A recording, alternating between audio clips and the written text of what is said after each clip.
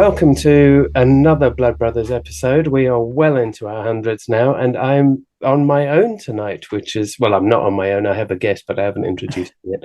I'm on my own without Rob and Chris, because they've both cried off sick, the little sick notes. But tonight I am with the Sunday Times best-selling author, Louise Candlish. Welcome. Hi, thank you for having me, even Oh, if it is just the two of us. It's such a pleasure to have you on. It's been a long time coming. You're hot out in February, aren't you, with The Only Suspect? Yes, that's right. So just a couple of days from when we're recording this. So yeah, I'm starting to feel those inevitable nerves. Will anyone read it? Will anyone like it? Will I ever be asked to write another book again? I find that incredible. It doesn't matter who we talk to and how established. I mean, is this book 17? This I've is lost book count. 16. 16. Yeah, this is book 16. But it's probably sounds quite odd to say because it makes it sound as if some of them I don't care about. But it's true that some of my books I just fall in love with more than others. And so, they're like my favorite children. And this is one of them. I probably love it more than any of the others, including Our House. So I just care a lot about what the response will be. Even though I've grown such a thick skin, I think it might, it could be pierced. But the early reaction is really, really good. So I'm optimistic. You can thick skin yourself to an extent, but the longer you go on, I think the more you can. There's an additional pressure, isn't there, to be that sort of, oh yes, we love that one, we love this one even more, we love this one even more. Yeah, totally. Is that even more going to overcome all of us? No, that's right. I mean, sometimes I think with recent books, oh, if this had been my debut, that would have been fantastic, and there would have been no context. It just would have been a good book out there that people really enjoyed and recommended to each other. But instead, it sits within a whole sort of body of work. Yeah. And it's inevitably you talk, you're comparing with what's come before, as well as comparing with, what's out there from other authors. So the whole thing just gets bigger and bigger. Yeah. And yeah, harder to sort of just think of it as a self-contained entity. But I do try to, because ultimately that's what you've got to do when you're writing. So you just have to hold on to a bit of that, obsessive intensity Story when you're talking about it as well. Yeah. Did you, if this is your favorite, was it your easiest to write or your hardest or somewhere in the middle? It was quite easy to write. I would say it was on the easier end of the spectrum because I was enjoying it so much, I think. I mean, it's relatively complicated and there are a couple of big reveals that took a lot of polishing and a lot of sort of drafting to get the effect that I think I'm going to get with them. So it wasn't easy peasy, but it wasn't as hard as something like Our House, which was hugely complex and quite a departure from the sort of narrative techniques that I'd used before. And so that was very much like reinventing the wheel. And I felt like I was a mathematician or an engineer as well as a, creative, artistic person. That I felt like I had to really develop new skills to make that structure work. So this structure is sorry. Did you have to plot that one a lot more than you ordinarily would, or did that obstruct the process of it? Because it was Our House Our House. Our House. Yeah, I just basically had to be constantly grappling with timelines. That was the main issue with that. So I did plot it. But as I always do, I do quite loose plotting, so I can always allow a genius idea to find a little space if a genius idea happens to strike when I'm writing. And so, but yeah, the timelines, the wrangling of the different sort of the 2 points of view, Fee and Bram, and what each of them knew and what each of them thought the other knew. And the kind of interference of the evil forces within that. It just felt very complicated compared to anything I'd done Yeah. before. I The other think passenger equally was, I found to be, an absolute, like wrangling an octopus. It was so yeah. complicated with the, sort of the people sort of deceiving each other and double crossing each other, and just constantly having to keep a check on who knew what, when, and why, and what they thought everyone else knew. So the only suspect is relatively simple, with its two interwoven timelines, and the various twists it has. I do think it was a little bit easier to write. But for me, it's not so much that how difficult things are technically. It's more if I'm enjoying it and I've got the vibe that I want. That's when it's easy to write, if I've nailed the vibe and the mood. I think that's a really interesting thing. We have a number of listeners who are either aspiring authors or writing debuts or whatever. And I think there's a thing about that trust in yourself that when the story starts to sing to you, Yeah, no, flow, that's because then you exactly know, it. like there's a moment when you think, oh, that's it, bloody hell. I've had this the wrong way the whole time, and then and things unpick and repick and no matter where you've meticulously plotted or whatever, there's a moment when the story or the characters or something takes over, Yeah, it starts to flow, and you go, it's not writing itself, but yeah, that's it knows exactly my it. It's brain almost knows like where it's going. you've been sort of blind. You've been doing it, but you haven't had your primary sense, Yeah, and then suddenly you can see it, and it's looking the shape that you wanted it to. yeah. So yeah, no, I think that's exactly it. And that's the magic of being a creative person. That's what Yeah, we're all addicted to, that feeling when it's you've got it. yeah. and Geez, it's you singing now. kind Let's go. of sometimes it can be quite late in the process as well, but I think I have found that if I've got a single narrator, and especially if it's a first person narrator, then I find that I can get that feeling of magic a lot earlier. Yeah, But if I've got multiple narrators and I've got different tenses and I've got timelines I'm trying to could create some dramatic irony in the sort of, juxtapositioning of them all. yeah. It can take a little while before I get that feeling that it's flowing. I think a lot of that, because that's one that I'm working on right now.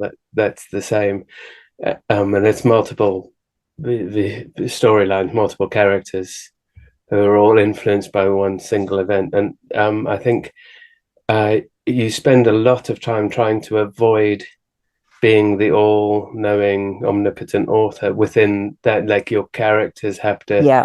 discover things on their own or discover things Yes. at the right time, and that's where you need your editor to go, it feels like only you know this. Yeah. No, Like, oh, it's that's balls to you. so Yes, it true. is only me that knows this. Do you revise at any point, just going from one character story, all their chapters together, all their passages together? Because I find that's really helpful. If I say I've got four Yeah. narrators and they're pretty evenly spaced, I'll always do a revision where I just look at one character, all their chapters, and make Yeah. sure their own story and their own discoveries make sense from one chapter to the next. I Because found as that you like say, one of the most useful tools in Scrivener is to just be able to separate scenes. So if I mark the scenes as being that character's scenes, then I yeah. can separate those scenes out into a document. Oh God, And that's you're like, good. Oh, I don't use that software, there's so I would I just mean, have to do you it know, sort of manually. But that is a brilliant thing to do, isn't it? it's one of those things that you can reduce everything to note cards and therefore be less precious about that beautiful line you wrote. And but it is more of a like if you're quite a technical writer in the first in the plotting and structuring stage, then you fill all of that in. I think when I come to later drafts, I do it in the Word document as it is. Oh, okay. Oh, how So I interesting. export it to Word as a complete piece, Right, got it. having done the nuts and bolts and the everything else, and then those final two edits before it goes to any seeing eye. Yeah. go That through sounds each one. brilliant. I mean, I think that description is making me think I'm not as much of a plotter as I thought I was. I think I'm very instinctive. I don't have, a kind of really technical, sort of structure with lots of evenly paced beats or anything like that. Yeah, It's the pace can speed up and then it can slow down, and generally it's quite a slow burn in my books, particularly the first sort of third, where everything's established and you get to know the characters, and yeah, you're kind of lulled into a full sense of security. And I think I'm going to stick with my instinctive sort of ways for yeah. No, I now. think what I love in yours is Although that. it sounds appealing to, I think it, No, yeah. I love in yours that gentle expositional start. I like to write like that, but in my Scrivener version, that'll just be introduce character, introduce, Got it. Yeah. Yeah. and then you go right. We're doing that, but it's in my head, it's more about doing a through line of those various expositions, and because Yeah. coming from a film and TV background, you always did a scene by scene, and then you flesh that out, and then you do Yeah. Yeah. everything And you've else, got your and then acts, haven't you? yeah, Yes. and you've got Yeah. that sort of beat structure in your head, Yeah. and it is instinctive anyway, and you will just write it regardless. But I quite like to be able to go. There's a whole chunk of that chapter that I can just pick up and move Yeah. lower Yeah. down No, or out of the absolutely. manuscript altogether and see how we flow now. And it's Yeah. just like I come to the desk every morning and reread the bolts and see if that's all in order, and then start the writing process. Whereas a lot of people go, I've got a rough structure. I'm going in and starting the words, and I Yeah. That's figure more out the me. words. Yeah. I can say I think there's strengths to both, and sometimes it depends on the project, doesn't it? And interesting that you mentioned, your screenwriting background, because I've just started doing some screenwriting, and already I can feel that it is having an influence on my novel writing, and very much in a technical way. Just sort of, I'm Uh, less. I don't think I was ever really precious, but I'm kind of more efficient, I think, and just making sure that there really is something happening that is propelling us forwards, rather yeah, than kind of dwelling too much on an emotion or a psychological sort of state of mind. So yeah, it's there's a lot to be gained from doing multiple types of writing. I think it can really I think it's benefit both. interesting that you've started on screenwriting, having done novel writing, because I did it the other way around, having written screenplays and TV and whatever for a while, then moving to writing novels. It was a sort of liberation that you could express what somebody's thinking. Yeah, yeah. It has made me value actually what you do get as a novelist, because you can be a lot more self-indulgent. You really can get inside someone's head, and the interior life, which is so fascinating to a novelist. No, that's You showing what you people can't think. how do you Yeah, express that in a screenplay? It's got to be through dialogue with yeah, another person. So yeah, it's really, there's something very special about writing a story and being given 80,000 plus words to play with, because you really can be innovative, and you can try new things, and you can get away with quite a lot creatively that I think you couldn't get away with in a screenplay. No way. It will be definitely. immediately spotted that your favorite scene that actually is doesn't have any particular effect on the But it's just a on the blinding action. scene. Yeah. Yeah, can't get away with that. You do Um, get it, don't you, sometimes with the old kind. Do you remember Pulp Fiction, and that absolutely. style of scenes that have absolutely no bearing on the action, but they really are just wry little kind of snapshots of a character. So Yeah, you do get that on screen as well, don't you? But it's and it's easier it's allowed. easier to it's easier to get away with in a You novel. just you have to sit there and go, character development. Everybody needs to see this. Yeah, no. The So are you screenwriting adaptations of your own novels? Are you screenwriting separately? Well, so far, all I've done is the pilot of an original drama, which I'm working with a production company on, and is being read right now by commissioning people at the various broadcasters. But I do hope to do guest episodes of some of my next adaptations, depending on who the screenwriter is, who the producers are. Yeah. I will be more available to do that, and would really like to do that. Because And Our House was, I mean, that's your bestseller. It was made into the ITV series. And yeah, did you have any? Did you exec any part of that, or did you have I any was more of a writing input? consultant. I no, I didn't write a word of it. Every episode and every line was written by Simon Ashdown, who's an amazing screenwriter, and he's in fact going to be doing The Only Suspect as well. The same team will be doing the new book. And he doesn't. I don't think in a 4-part series, I think one writer can handle the whole thing, and he did it majestically. I was just so in awe of the way he deconstructed that book and sort of put it back together, and It's a different really kept, skill, that as well. yeah, I mean, completely there's a different lot to skill. unpack and then put on screen in a way that we can understand it.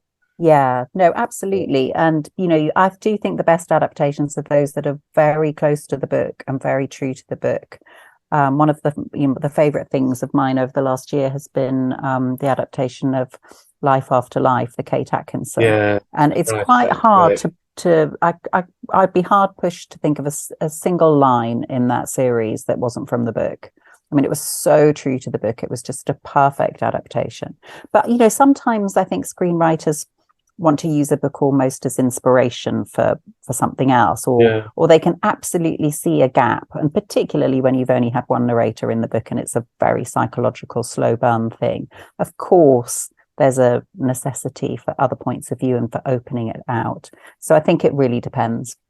But yes, I my role on Our House was just as a consultant. I would chat to Simon quite a lot, when he needed a bit of just a bit of fleshing out of some of the characters, and just little things that perhaps weren't in the book, like that their various jobs, or where they'd been to university and where they'd met their Was it husband or stuff you wife. already had in character? I mean, like in series form, we create character Bibles, and they've got their entire what they'd eat for breakfast, what they'd have when they had a hangover, all of that. Was that stuff that you had created for the novel? Well, I Stuff mean, that you had to no, go, hang no, on a no. second, you're asking me this question. I know my character. I can do it off the top of my head once I know the characters. I mean, sometimes I would need, to go away and have a little think about it. But generally, it was that kind of thing, or it would be locations, which were the locations that inspired, where was the school that I had in mind, and where was the park, and, that sort of detail I would Give a help visual with. description. Yeah, unfortunately, the whole thing was done in lockdown, so I think that I could have been a bit more active, but everything was very heavily protocoled with how many people could do certain things, and all of the restraints that they had on set and stuff were extraordinary. I mean, it's amazing anything got filmed at all during that period. So I felt quite lucky just to be able Scripted to visit drama, the I just set. thought we were Yeah, just going to be watching reality TV yeah, for and the old next three stuff. years, Yeah, like yeah. reruns of early Big Brother. Yeah, I Because, mean, there was a bit of kind of there was a lot of Aussie stuff on, wasn't there? yeah, It was noticeable that they were buying in from other English speaking suddenly New markets. Zealand Yeah, drama where they're COVID free becomes you're like yeah, no, New Zealand do absolutely. drama. No insult to my New Zealand friends, but No, not you're at all. famous for No, your. but yeah, I think it was really hard, and the last thing they needed was me, sort of turning up to scout locations and stuff. So I wasn't heavily involved, but I was extremely pleased with the result. And Yeah, I think I there's think something to be said for just letting the lead creative go with it and not have too much interference. like, isn't that an interesting thing? Right, that was the feeling I had in the opposite of having worked in film and TV for best part of two and a half decades, and then started writing novels because it had been commissioned to take one of my ideas into novel form.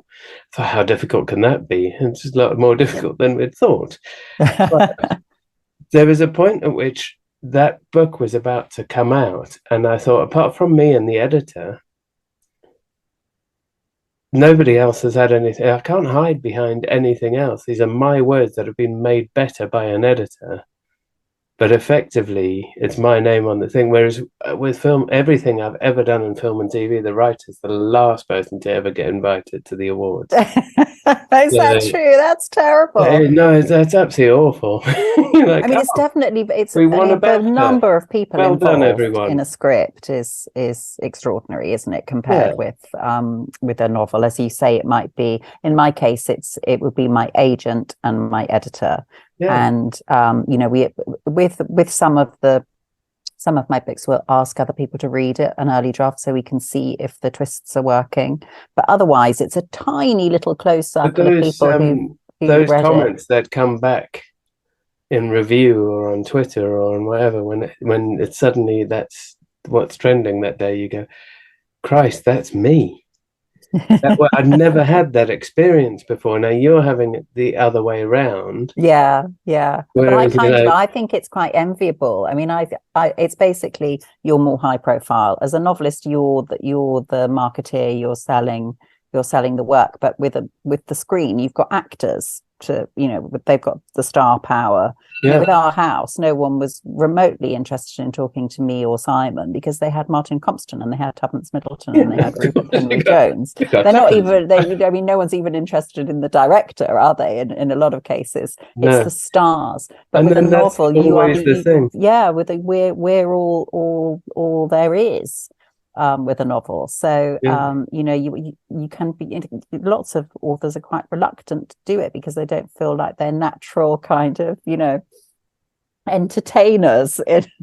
We're writers, we're really quite sort of quite lonely figures when we're working, and the idea that you then have to go out on the road or you have to sell your work is a really strange sort of contradiction, I think. And I've had to learn to do it, but I found it brilliant to not have to do it with TV. But like, be that self-promote, be the person who's, as you say, you've got an actor who can walk into the room and switch off everything that's going on the rest of their life. Just go, right, well, I'm acting for this 20-minute segment we're doing on the one show. Yeah. Ta-da, this is the story, this is the character, ha ha ha, here's a funny story for you, right? That's me, media done. They're trained for it. Yeah, we're not trained. Awkward writer game. This story is carved from blood and bone. It's drama queen. Yeah, I think because I've probably been writing novels longer than you have. My first one came out in 2004, and for me, there's been an extraordinary change in what's expected of the author. Over the last 20 years. I mean, when I started, you weren't really doing publicity in the way we think of it now. There was no social media. You might write an article for a magazine or a newspaper. You might do a little bit of radio. There weren't so many festivals. They're probably a tenth of the festivals that there are now. And so, honestly, if the book flopped, you probably had 2 weeks where people were interested in you, and then you moved on to the next thing. Yeah. Whereas now, I spend a lot of time doing media and doing social media and in meetings. And that the actual writing portion of my day has shrunk and to the extent that now I really do have to ring fence maybe 50% of my time, and and say to people, with the best will in the world, what I offer, this package is the story. So I've got to have time to think about the story. I've got to have time to write the story. Otherwise, it won't exist. I think it's a really important thing. It's this understanding that part of what people buy into is these days is the author personality, because we've been accustomed to seeing author personalities on Twitter and other social Yeah. media. So the author personality needs to be something that people engage with in order to, which is a hard enough pill to swallow. Yeah. Yeah. And As if the it is, 100,000 words weren't enough.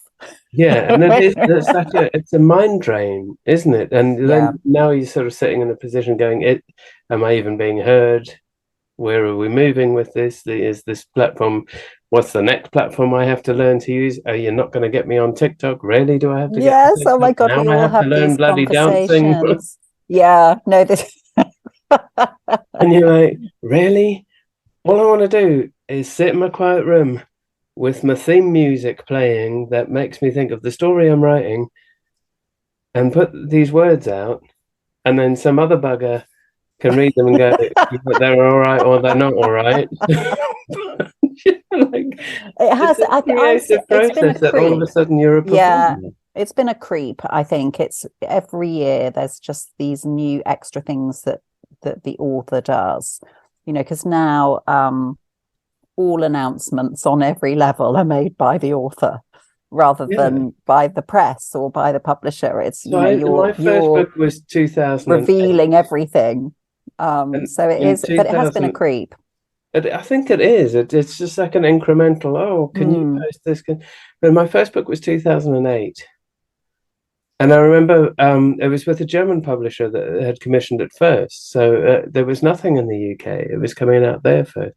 And they'd invited me over to Frankfurt Book Fair.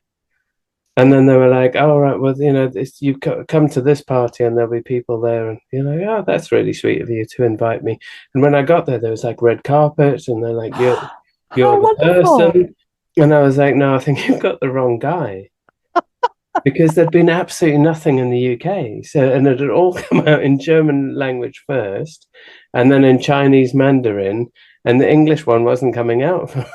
The one I'd written, the one that hadn't been And you translated. literally had no I had warning that you were going absolutely to get no. this I'd just VIP been treatment. invited along, and it was me and two other authors that were like, and everybody was there for signings and whatever, and and the guy who does all the voices for James Bond in the German films, or for Daniel Craig's James Bond in the German, Yeah. was reading the audiobook. So he came to the event and did a reading of the German Wow. my book, and I was like, you haven't. This is the first thing I've ever written. I've never experienced anything like this. I thought I was just going to come along as like one of the shitty authors in your stable of really great. And I thought I'd sit at the back and have some pints, and you'd put me in a travel lodge, and it would all be fine. I love it. I love it. But I think that this is something that has been missing perhaps over the years is just sort of you know, letting authors know what's expected of them and what the experience will be like. I think there's a lot of assumptions that, Can you imagine if I we had some kind of naturally know what to social? expect. I mean, like I'm quite confident in thanks to my mum. She'll talk to anyone, so I'm quite like I can have a conversation with anybody, whether they're in a shopping queue or it doesn't matter. I can talk to people. But can you imagine if I wasn't and I suddenly turned up and they're like, If spotlight? you were shy, I mean, I would want to know so that I could, put decent makeup on and, got a nice dress. I mean, you need to know a few details, don't you, of what's expected of Yeah. you. But Like, yeah, thank I think that Christ I brought a we have jacket. to improvise some of the time, don't we? It's I don't know. I mean, right from the start of my career, I said to publishers, I really think you should consider doing some kind of course for first time Yeah. authors because the language that's used, just the jargon of publishing, when you enter any new industry, you don't know the jargon. And you're constantly kind of nodding along, sort of as if you know exactly what everyone's talking about, and you don't at all.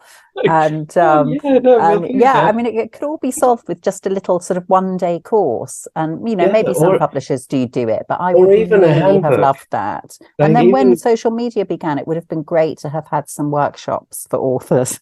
seriously, like a little handbook, and these are the house rules on how to Yeah, engage. yeah, no, absolutely. This is Yeah, what's expected of you. One tweet per week. yeah. Just, Absolutely. Creeping up to 500 by the time you get to 2023. exactly. But yeah, it's I think it's, everyone's so busy and everyone's so focused on their own role that, sometimes I think the author is forgotten, because we are ultimately freelancers, aren't we? We're not, but we don't work for the publisher. And we are just sitting on our sofa or up in the attic or whatever, and we just we're not inside the minds of the publishing team. And so and you do get used to it. After 16 books, I've got a fair idea of what the process is and I understand the machinery. But if you're a first time author, I think you really need your hand held, and then you'll perform better. Then you'll do better in all of those those new aspects of you'd understand the expectation, especially now. You'd understand the expectations on you to be part of your own author journey. Yeah. Whereas, as you say, in the early 2000s, even when I started, there was no expectation on me to do any marketing. There was absolutely nothing. No request. Same. There was not even a "Do you have Twitter?" I did have Twitter. It was 2008, but it was a burgeoning platform. It wasn't a marketing tool. Yeah. And I think sometimes you have to look at your authors now and say, right, I'm not going to not take your book because you don't have Twitter or because you're in your 80s. This is ridiculous. But there will be an expectation of you to have a public presence. Yeah, no, absolutely. And there definitely is a trend for people getting book deals on the back of their following. Yeah, achieved even from non-writing things, or from some other aspect of media, and that makes them so much more attractive to take a risk on, because it is a financial risk, and publishers aren't cultural charities, they are businesses, and so of course they want to be guaranteed a readership. So if someone comes along with 100,000 followers on Instagram, that's a great start compared to, just someone they found in the slush pile that would have been you or I all those years ago. Fantastic book, but why aren't you only the dogs are our only followers? I see you have 39 followers. He's like, that's more friends and family than most people in a writing profession, my friend. You should think I'm odd. No, absolutely. Oh, it is funny, but I try and be positive and open-minded about it, because it's not going anywhere. Social media and all of these expectations, they are only going to increase. And there's sort of no choice anyway, is there? Sometimes I sort of will sit thinking, how did Maggie O'Farrell manage it? She doesn't do social media, and you get the occasional literary star and they don't have to do social media. And I just think, wow, if I had all those hours to spend on research or reading or just recharging, I'd be a completely different creature. Yeah. But I think there's an element of truth to what you've said about that. You're a freelancer. So your graft is, I've done this last book, I've got to do the next book, I need to get the next gig. That's your graft. Like, very few of us are in a position that we have limitless wealth, and you've still got a graft. There are kids to feed and mortgages to pay. And absolutely. And not only that, because people will often say to me, oh, how do you keep producing, say, a book a year, and having the ideas and getting it done? And I'll say, well, a legally binding contract is quite a scary thing. I mean, when you give the deadline, and if you don't get the money, you don't get the money. If you don't, that's a job. So totally. But I mean, strictly speaking, you could be open to a lawsuit if you don't deliver the work that you've signed a contract to deliver. So it's a very serious thing. It's not just us lying on our pillows with a heart-shaped box of chocolates sort of waiting for the muse. It's business as well. Yeah. That milk tray man is not coming through the window. I promise you that. I've waited long enough. Honestly, it's one of those things that one of my good friends said to me once, you just make stuff up for a living, you just lie. And you're like, well, I mean, you're a plumber, so let's not get into that. But We do make stuff up, but it has to be, it does have truth in it. Otherwise, it wouldn't be remotely sort of relatable. No one would be able to connect with but the also, characters or believe the plot. So it's a combination of lying and reporting the truth. And well, I it has very to much be, see writing as me interpreting the way we live now. You yeah, know, almost in the tradition of Trollope or Dickens or something. That's how I see it. absolutely. I don't see it as making up stories and having imaginary friends. I really do think of it as how can I say something about The state of the the world, way I see my fellow middle class people living at this moment in time, and how can I make that as entertaining as possible? and yet Um, it's terrifying. yeah, So that people like absolutely. actually stand back and go, shit, that could happen to me. Yes, it bloody could. Yeah, absolutely. It could happen to any of us. Oh my I think God. that was the thrill with our house was just that you go, oh no, my entire Yeah, middle class dream has been upended by this shitstorm. I know. And I think as you know, that was a one of those books where, you know, the opening scene is so powerful and really does, I think it offered something for both fellow homeowners Yeah, who, like Fee, could just imagine the utter horror. You know, you'd literally vomit on the spot if you turned up yeah, at your house and it was empty and there was another family there. You'd think that you'd entered an alternative reality. So there was that, but then there was also the kind of exciting Schadenfreude for people who don't have a gorgeous double-fronted house in South London, like Fee. It was like, you know, this is very that's what satisfying you seeing get. this smug woman. You should live on the Yeah. council. So I did feel that, I know that wasn't deliberate. That was just something that I realized afterwards. Oh, okay, I've kind of actually managed to bring both camps into this book, but I hadn't really, you know, done that cynically. But I think every single person could relate to that opening scene.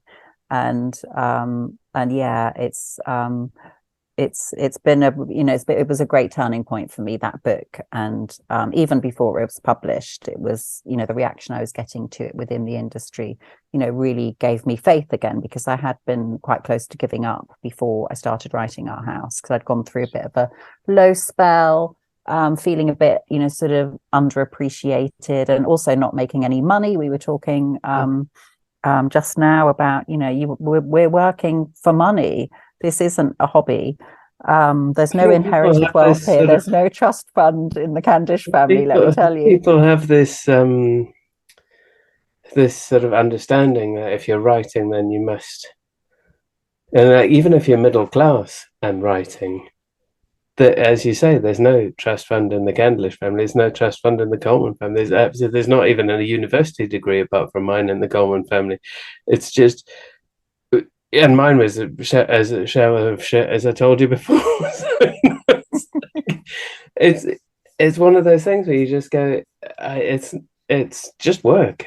It's a Yeah, job that yeah. I And it, knew I needed to do from when I was in 16, 17. I just thought that the way I would do it was film and TV, because that was at least where courses were being offered. When I and was, a career structure as well. I think you can sort of yeah, see a pathway through, can't you, with the screen? if you Whereas, can you know, make it's it. all very mysterious, you know, sort of I writing think, novels. like, my understanding of novel writing at the time was that if you were Oxford or Cambridge, you'd get an agent and your novel would be successful. Yeah. And while that has been eroded slightly by other, other forces, there is still quite a strong um, Oxbridgey sort of Oxbridge feel. culture to Yeah. the big five in publishing as well. And then you just go, but then now we're looking at a world where other stories are coming in, and like everything's, it just finds its place. People want stories. Yeah. It's the absolute I truth of think humanity. yeah, yeah, totally. And I think it's been really diluted. The whole Oxbridge sort of stronghold on, what is a really attractive industry. I think it has been really diluted, and I think we've seen a revolution with bloggers, coming from any background, any part of the country, sort of now offering their reviews alongside the Oxbridge educated critics who were very much a closed circle. Because I felt exactly the same. I didn't go to Oxbridge. I went to a comprehensive school. I felt like I absolutely was not someone who had any access at all to having a creative job. It was just something that I just felt naturally I could do and was interested in.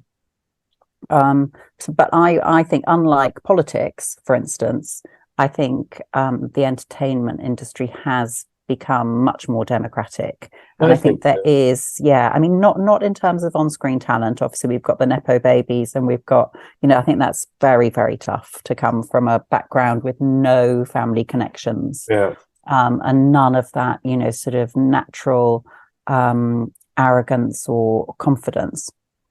But I think in terms of writing, it's never been easier for a talented person to get their work seen. And all of the publishers now have digital open days and I agents. think we're seeing it here in the north. We've got even the big publishers are opening northern wings and are doing their best to listen to voiceover, but talking to Rob, who would have been sitting here at this point, saying he was rejected by one of the major publishers in London because they'd already published a northern book that year. Oh, and my goodness! Like, a northern book, okay. That's that it. Can't. Was that recently? That can't have been recently. That was 2 years ago. Oh my God! That was his Far From the Tree was rejected on that basis. Wow. We've already done I find that amazing. I really find that it's just astonishing. Down to the editor and then whatever, well, we've done that. And who knows what that was, and maybe it was a stunning book and they thought, well, we've ticked that box. We'll definitely be seen for this one. And it was just sort of one of those funny things, but at the same time you see enormous leaps forward in both, like down in the south where my sister's down in Cornwall and Devon, on Devon Cornwall borders, and you're seeing loads of things emerging there. Oh, good. I feel like it's a great time for diversity, and it's a great time for diversity of all stripes, including geographical. So I would imagine that if a book with a northern narrator and a northern setting came through tomorrow, I think publishers would be very interested. I mean, just look at the top TV show is Happy Valley. I mean, I think that we're just screaming out for really funny, sardonic, dark northern voices. So I'd be interested to know if things have probably changed a lot in the last 2 years. I think it is quite recent. It is quite recent, the opening out. I mean, it's not something that's happened in the last 30 years. It's more like the last 3 years. I think one of the interesting, for me, side effects of the lockdowns was that people became quite navel-gazingly insular to their own communities. Yeah. In a very nice way, not to use navel-gazing in a insulting way, but just that we all went, oh, we've got really good stuff here. And really good stuff in our little village. So if I now go to a market and say I'm a local publisher and we publish local authors, even though that's only some of the authors we publish, people snap it up because they want local. Yeah, that's so interesting. These are books that are set here where your kids go to school. In that ice rink that you used to go as a kid. And I think people are a bit more, readers are a bit more open to it. Maybe the big five publishers need to kind of go, oh, people like that, we should do more of that. But they're trying. I think so. I mean, as an annoying, arrogant Londoner, I'm probably guilty of just seeing the world through the sort of capital city's eyes. I mean, I'm very, in my books it's Southeast London, which is kind of like the poor relation actually within London, so I do have that kind of underdog spirit, but it's still part of the big dog Yeah. that is London. The So I big think underdog. it's so a big underdog. It is it's so easy. It's so easy to just feel like London is that microcosm and represents the whole country. But Look, it's I just know. not the case, is it? I lived But in more and London more for we 20 see, years. It's yeah. I mean, but recently I feel like I've read so many books that have been set outside of London, and that really does feel new and good. You know, yeah, like Russ Thomas in Sheffield, yeah, and I've read a couple set in Birmingham. And I actually haven't read a Manchester-based story for a while. But I do, you know, the new TM Logan I just finished, which I really loved, and that's set in Bath.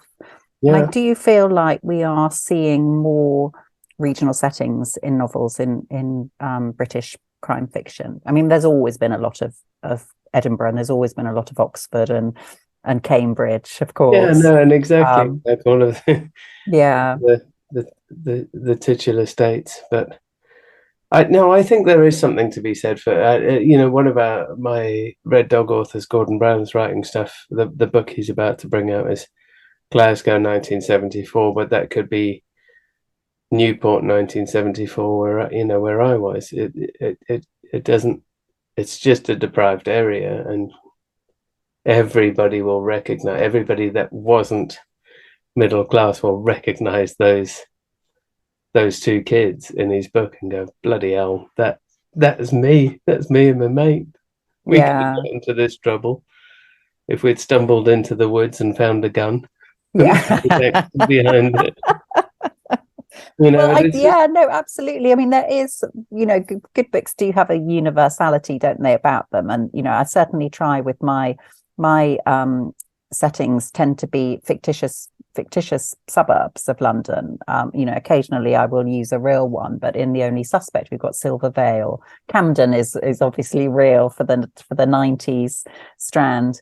But I do intend my little suburban villages to be, you know, they could be in Cheshire, or they could be in Sussex, or yeah, they could be in Kent. You know, they happen to be on the outskirts of London. But they, you know, I hope that they represent everyone's suburban experience in a way, you know, that sort of the security and, you know, the leafiness and the local school and the park and, you know, the parade of shops. yeah. But Um, like, I mean, you know, I lived in London for a long time, and I never lived in the centre, but I moved around the outskirts. And you effectively understand that it's a collection of small villages. yeah, And it yeah, became more so in the 2000s than anything else. So when my daughter was born in 97, we lived in Hackney, and that was, you know, that was a village on its own, but really weird. But there's a point at which you kind of go, even this huge city is just a collection of villages that could yeah, be picked absolutely. up, taken out, and put in the middle of some fields, Yeah, and probably have a slightly lesser community spirit than the village in those fields to start with. But if you'd left them in that field for about a week, that community spirit would be there.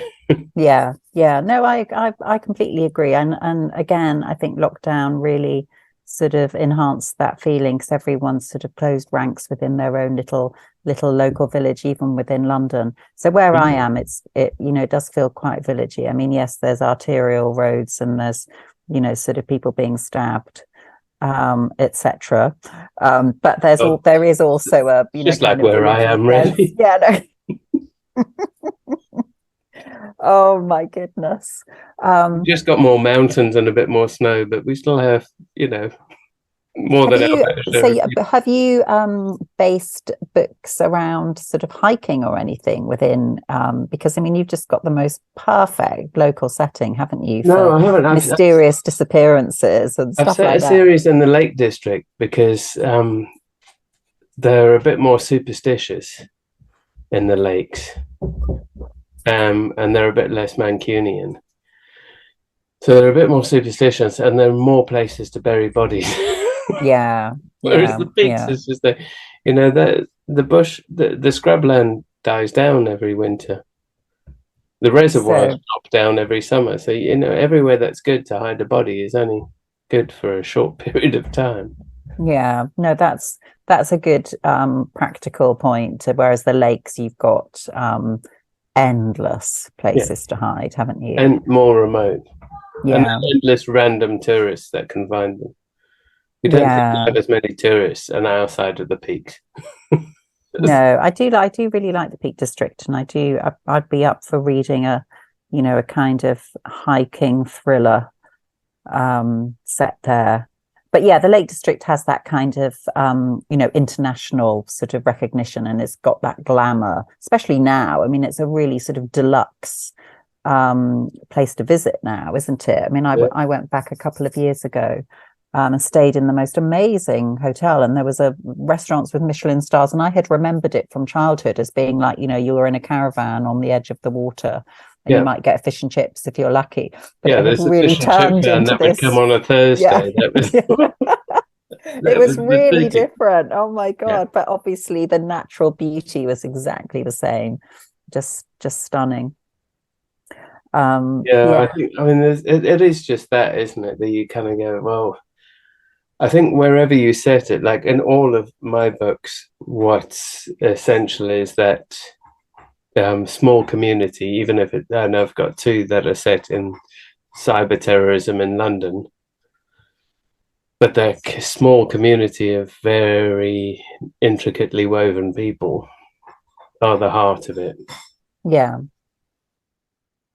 Um, I think you sort of get to a point where you go, I need to create my set of characters, and these are they. And then whether they're in a small, if they're in a remote island and that affects the plot and who can escape and who's done what, or whether you're just sort of going, I'm shining a light on this, but it's the same I people. think, yeah, and humanity is the same. And, when I'm very inspired by the classics, more so even than, any contemporary reading I do. And, it's all the same. The characters have been the same throughout the decades. I was the last book I read, actually, not a crime book, but with lots of psychological elements, Elizabeth Taylor's In a Summer Season. And I don't know if you know her work, or if the listeners will, but kind of Barbara Pym esque kind of 50s and 60s domestic dramas, but Yeah, it's with drama more than yeah, thriller or anything else. yeah, no, not thrillers at all, but with ingredients like age gap relationships, adultery, a lot of psychological sort of dissection, and in the case of this book, a fatal car crash. So lots of ingredients actually that I use myself, but just the kinds of experiences the characters have inside their own heads are exactly the same as the experiences our characters have in their heads. Nothing has changed. No, but Um, like we haven't, when I have a fortunately very open mother, and I can talk to her about anything, but her experiences of when I was 18 and her experiences of her own young love at 18, they're almost identical. of We go course they through the are. The same process. We're emotions are the doing the same thing same. with our own Yeah, kids now. yeah, Okay, some of your parameters might have changed. The way you observe each other through social media might have changed, but the fears, yeah, yeah. The the emotions. humanity Yeah, the is deadly exactly the sins, the same. instinct for crime. It's Yeah. it hasn't changed at all, and it's really fascinating, I think. So yes, Um, is there anything else you wanted to know about The that Only Suspect? I'm answers aware that we're already over an hour. that. Well, no, where we were going to end was that answers my question of what are you reading now? But that's what I've just read. And what am I going to read next? I'm probably going to try and get my hands on the new Lisa Jewell, which is out later in the summer and Yes. called None of This Is True. So that will probably be my next one. The next couple of weeks, I'm busy talking about The Only Suspect. Yeah. But yeah, I'm very into my 50s and 60s books, and so I might have another Elizabeth Taylor on the go as well. And And I probably should mention Barbara Vine, actually, who inspired The Only Suspect, but we haven't talked about her at all. But yes, A Fatal Inversion, which I've I've now read multiple times, but when I started writing The Only Suspect, I'd heard as a radio dramatization, and it really sparked this desire to do one of those stories where sort of a group of young people have a kind of hedonistic summer, and something very bad happens, and then it comes back to bite them decades later. So yeah, Barbara Vine's the one for me. Barbara Vine is the muse on that occasion. I mean, I do think that I love that those we were talking last week, Chris and I, with on the podcast, and I was like, but for me, it started with Ed McBain, and that comes back. That those sort of hard, dark, brutal characters. Oh, I haven't read any. Is that your first literary love? First sort of detective thriller type. I was way too young to read them as well, but found them on a holiday. I don't know that I'd recommend them for a 12-year-old, but wow, I was transfixed. These were worlds that I'd never thought of. But and that's what it's all about, isn't it? When I think it's those formative years, and 12 is like, you often hear authors talking about, getting into reading in a big way when they were 12, and that's when you are developing your own kind of ambitions and desires and identity. And so you'll always have his work in you, I think. My equivalent at that age would have been Agatha Christie, which is, obviously much more of a common answer, but at about the age of 12, I think I read the complete works of Agatha Christie, and so I think she was definitely there, and Gerald Durrell was there, and there were all sorts of weirdnesses going on in the family bookshelf. But I think my 12-year-old me, dogs are going mental. I think that means I'm feeling very smug that my dog hasn't barked during this interview. Well, I do have 3, and one of them's 7 months old, and I think the poor Mrs. C has had to go and pick the eldest up from the doctors. So they want some attention. So they're like, I can hear Dad in that room. Yeah. Oh, bless them. That's the littlest. Shut up, you two. Right, we're all going to come and bark in here now. Well, listen, it's been so lovely chatting to you. It has. It's been great. We've really chewed the cud, haven't we? I hope we weren't too complaining. No, I think, I think people listen to it for a realistic view of how life is, and sometimes life is just a little bit more real than people assume it is for authors, and I think there's a lot in our role that perhaps people don't realize. I think there's the perception that it's all glamorous lunches and glasses of champagne and awards, but actually the reality of being a writer is really quite hardcore, and with a ever increasing sort of workload. But at the same time, it's the best job in the world, and I wouldn't change it for anything. So I've always thought it's my escape from the rest of the world, and I can literally, it's my ticket to anywhere. I can do what I like. That's absolutely fine.